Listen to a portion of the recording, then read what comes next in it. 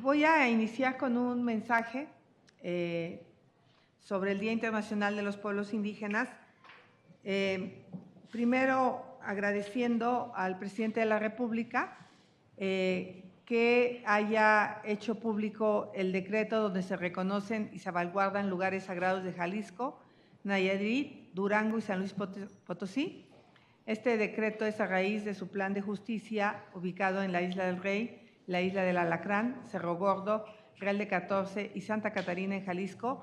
Por ello, ha encargado a todas las dependencias para que den cumplimiento a este decreto y pongan alto a todas las agresiones en este lugar sagrado. Ya en el pasado se había declarado pues una zona natural protegida por otros gobiernos y ahora este decreto pues se reconocen y salvaguardan lugares sagrados de Jalisco, Nayarit, Durango y San Luis Potosí, y bueno, pues es un avance.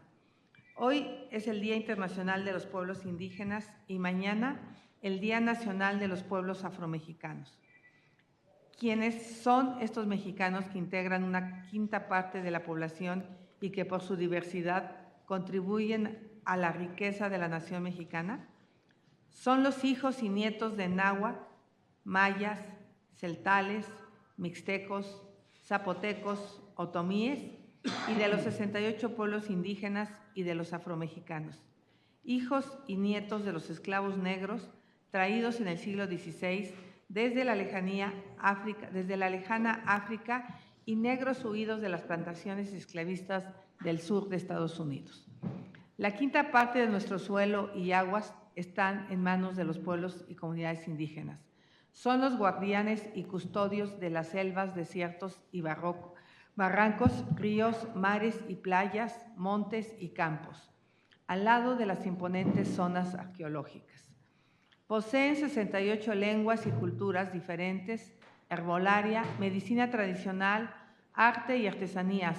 Son los pensamientos y conocimientos que han puesto al servicio de los mexicanos y hacen a nuestra nación más grande una nación pluricultural y plurilingüe. Por su lucha y por el aporte de sus patrimonios, están reconocidos en la Carta Magna hace ya más de 30 años y solo recientemente para los pueblos afromexicanos. También reconoce los derechos a la libre determinación y a la autonomía para aplicar sus propios sistemas normativos, elegir a sus autoridades a preservar y enriquecer sus lenguas y conocimientos, preservar la integridad de sus tierras y acceder plenamente a la jurisdicción del Estado. Asimismo, establece la promoción de la igualdad de oportunidades, a eliminar la discriminación y a garantizar la vigencia de sus derechos al desarrollo integral de sus pueblos y comunidades.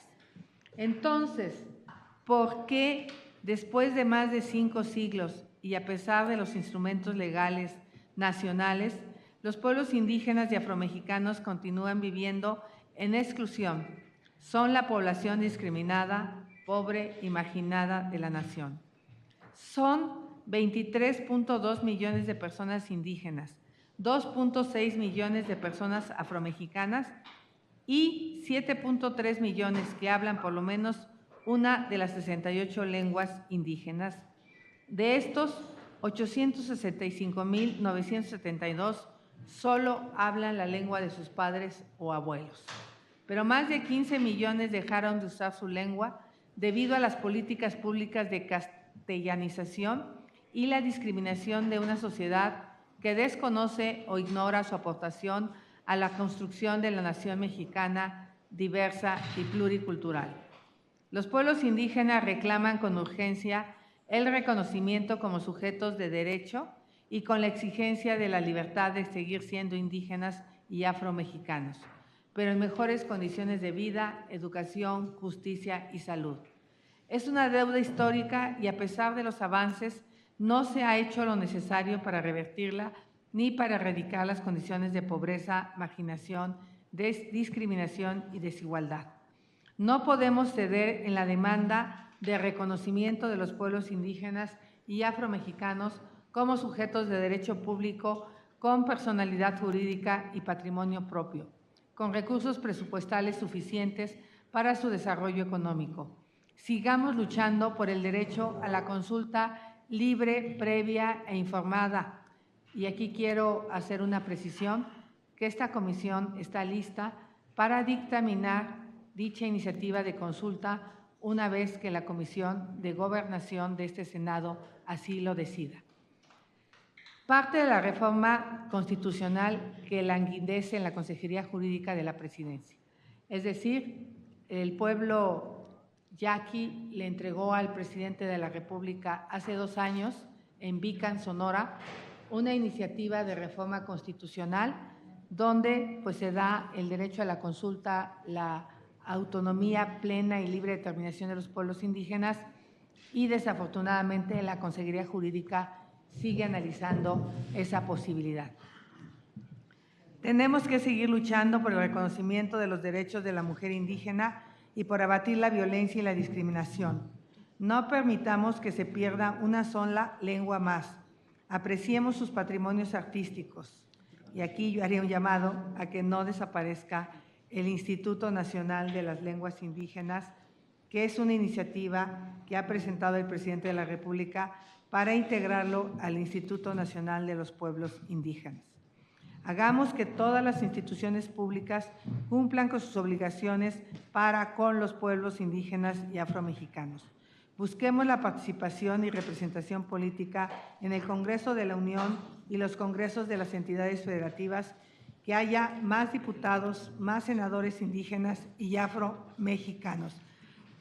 Y aquí también celebro el que la Corte haya desechado el Plan B, porque de pasar de 42 diputaciones que se tenían para las minorías, especialmente para los pueblos indígenas, cerca de 30, pues se reducía a 25 para todas las minorías. Entonces, creo que al final de cuentas este Plan B sí beneficia de manera significativa, porque sigue obligando a los partidos en al menos 21 distritos indígenas haya un candidato o candidata que provenga de una comunidad indígena. Este compromiso es sin duda la única forma de consagrar el Día Internacional de los Pueblos Indígenas y el Día Nacional de los Pueblos Afromexicanos. Yo le pediría a los integrantes de esta comisión, si quieren hacer alguna intervención acerca de este Día Internacional, pues adelante.